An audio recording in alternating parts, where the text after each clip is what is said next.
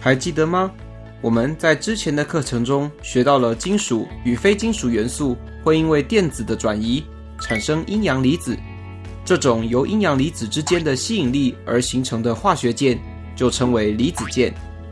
今天要介绍的主题则是由非金属元素之间结合而形成键结的共价键。生活上有很多常见的物质都是由共价键所组成的，例如我们平常喝的水，从嘴巴呼气而产生的二氧化碳，在地球环境中占比例最大的气体氮气，这些都是由共价键所组成的。但是问题来了，非金属元素的特性是容易获得电子，如果是两个容易获得电子的非金属元素遇在一起，它们都想要电子，难道不会打起来吗？或是有什么方式可以让它们和平共处，使它们最后都能符合巴于提法则呢？当两个非金属原子相互键结时，会以共用价电子的方式来符合巴于提法则。此时，共用的价电子与两端的原子核会产生吸引力，形成原子之间的稳定力量。由于这股力量是共用价电子而生，因此称为共价键。而由特定种类与数目的原子以共价键相互结合而成的基本单元称为分子。我们以氢分子 H2 的组成为例，两个氢原子都属于非金属元素，也都各有一个价电子。为了满足巴于提法则，两个氢原子需要与对方共用价电子，才能与氦原子有相同的电子排列方式。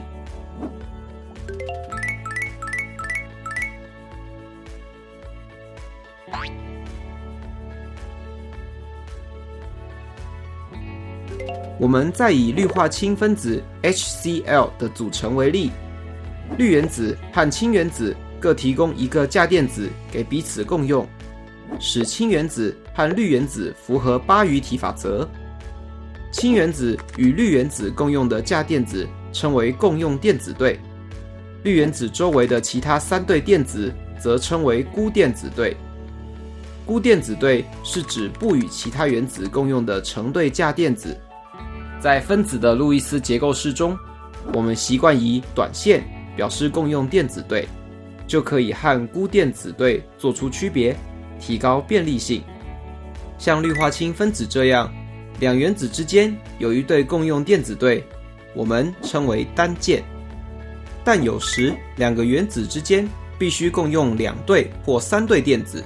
才能使所有的原子都符合巴于提法则。举例来说，在二氧化碳分子 CO2 中，如果氧原子与碳原子只共用一对电子，会发现两者都无法符合巴于提法则。因此，碳原子与两个氧原子之间都必须共用两对电子，才能使碳与氧原子都能符合巴于提法则。共用电子对有两对的情况下，我们称为双键。而同样的，如果共用两对电子还不能符合巴于提法则时，就需要共用三对电子。以氮分子 N2 为例，可以发现即使共用了两对电子，两个氮原子仍然不符合巴于提法则。在氮分子 N2 中，氮分子的两个氮原子都必须互相共用三对电子，才能使两个氮原子都能符合巴于提法则。共用电子对有三对的情况下，称为三键。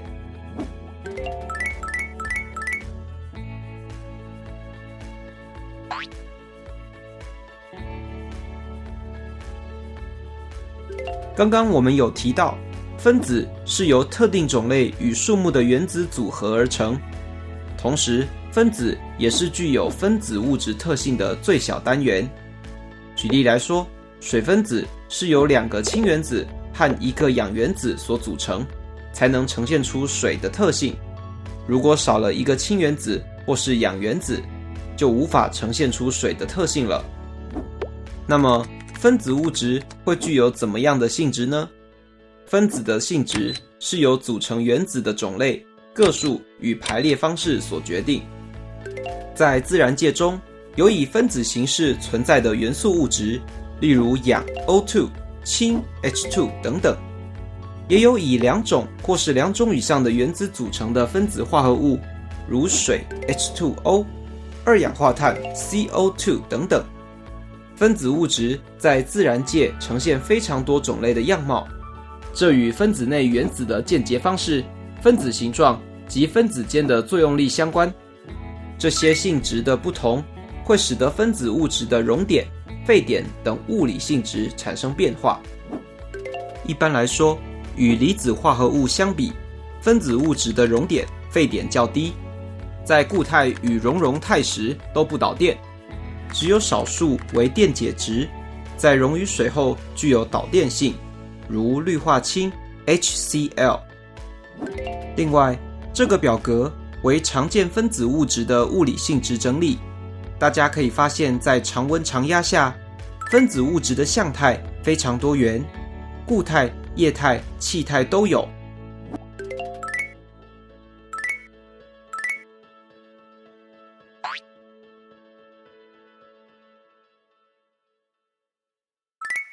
来复习一下我们今天学到的东西吧。首先，非金属原子之间会发生价电子的共用，而共用电子对与共价键两端的原子核产生吸引力，